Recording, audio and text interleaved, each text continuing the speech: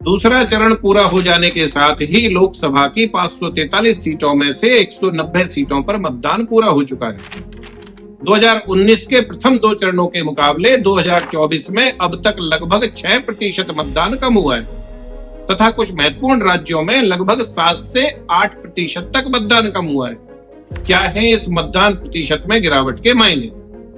क्या बीजेपी का मतदाता अपने स्थानीय प्रत्याशियों से नाराजगी के कारण उदासीन होकर अपने घर बैठ गया है? या फिर कहीं ऐसा तो नहीं कि विपक्ष अपनी हार तय मानकर अपने हथियार डाल चुका है तथा उनके कार्यकर्ताओं और समर्थकों का मनोबल पूरी तरह से टूट चुका है?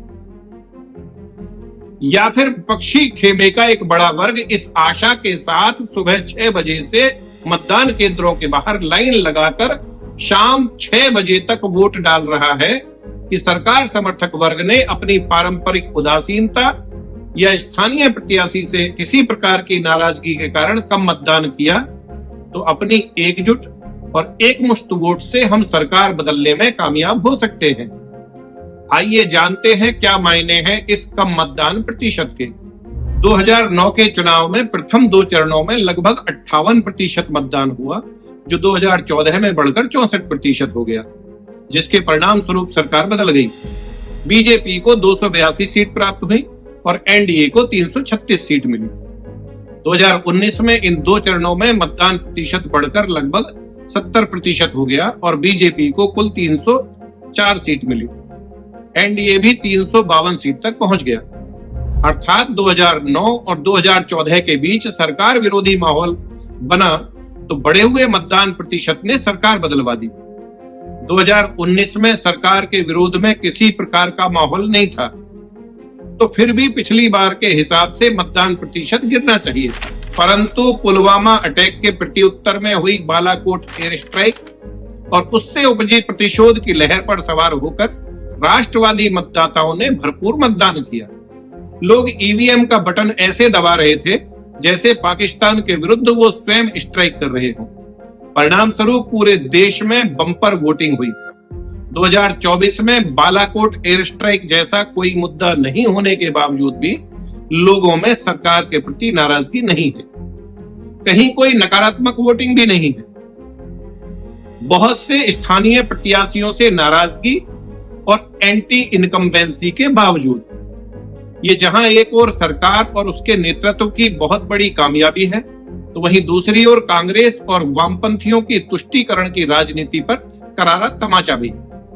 शासन करने की अपनी स्पष्ट नीति, सनातन के प्रति अपने क्लियर स्टैंड और लोगों के सेंटिमेंट्स को ठीक से समझने की क्षमता के अलावा बीजेपी का माइंड गेम भी इसमें महत्वपूर्ण भूमिका निभाता है।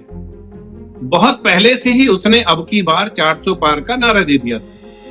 अब विपक्ष लगा पड़ा है कि कैसे भी करके इन्हें 400 से कम पर रोक लेते हैं। इस पर ध्यान ही नहीं है उनका कि 400 से कम पर नहीं 273 से कम पर रोकने के प्रयास करने हैं। सोच भी नहीं रहे इस बारे में तो वो लोग। उनका पूरा जोर इस बात पर है कि अगर 400 से कम पर रोक लिया तो अपने आप को विनर कैसे साबित करना है।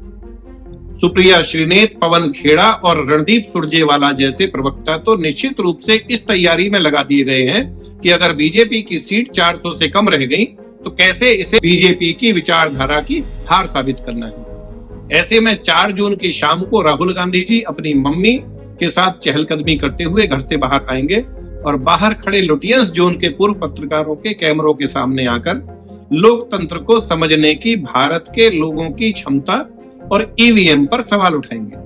देश के सांप्रदायिक वातावरण को लेकर हार्वर्ड तथा कैम्ब्रिज यूनिवर्सिटी को मसाला देने के लिए स्टेटमेंट जारी करेंगे और फिर टाटा बाय बाय, कुछ दिन की छुट्टी और थाईलैंड टूर।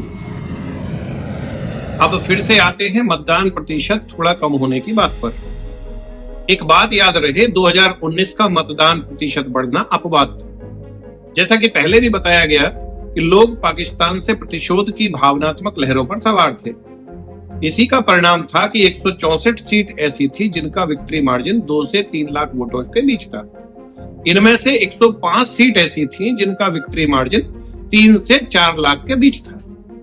44 सीट ऐसी थी जिनका जीत का अंतर 4 से 5 लाख वोटों के बीच था और 15 सीट ऐसी थी जिनका विक्ट्री मार्जिन 5 लाख वोटों से अधिक था। मतदान प्रतिशत हमेशा नहीं बढ़ सकता और ना ही साधारण परिस्थितियों में उतना उत्साह बरकरार रह सकता है।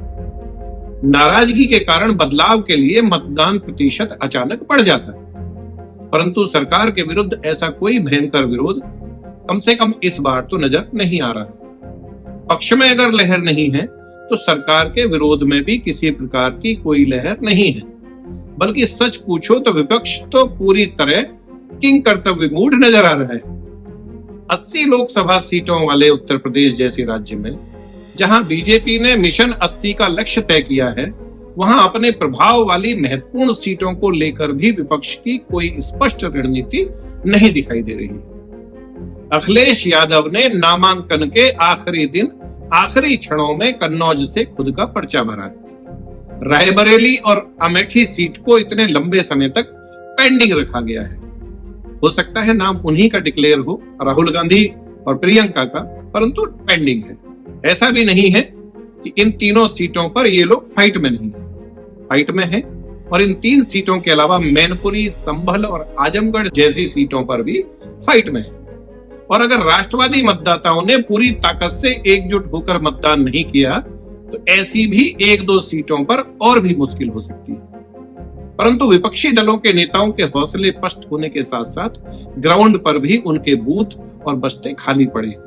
उनके कार्यकर्ताओं ने भी इस बार हथियार डाल रखे हैं। 2-4, 10-5 नहीं 50 सीटों से खबर आ रही है कि विपक्षी कार्यकर्ताओं को नाश्ता, लंच और धूप से बचने के लिए टेंट तक भी नहीं मिल पा रहा है। वो बेचारे बीजेपी के बस्ते पर जाकर उनके साथ नाश्ता और भोजन कर रहे हैं जो वो लेकर आए थे। इसका अर्थ है कि कम मतदान प्रतिशत और विपक्ष के एक वर्ग की हाई परसेंटेज ऑफ वोटिंग के कारण बीजेपी के पक्ष में गिरे मतों की संख्या कम तो हो रही है।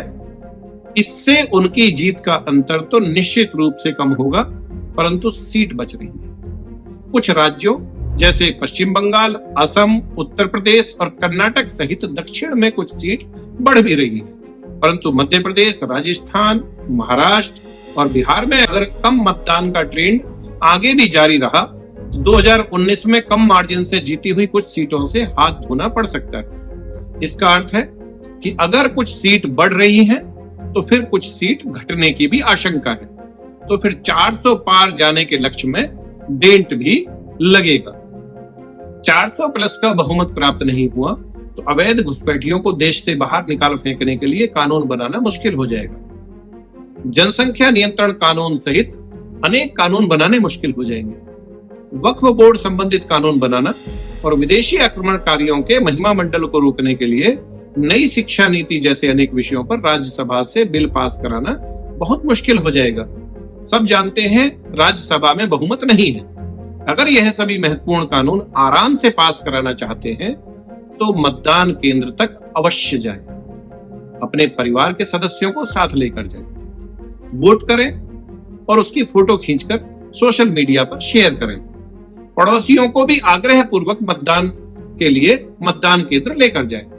कोई कार्यकर्ता नहीं लेकर जाने वाला, सब ओवर कॉन्फिडेंस में।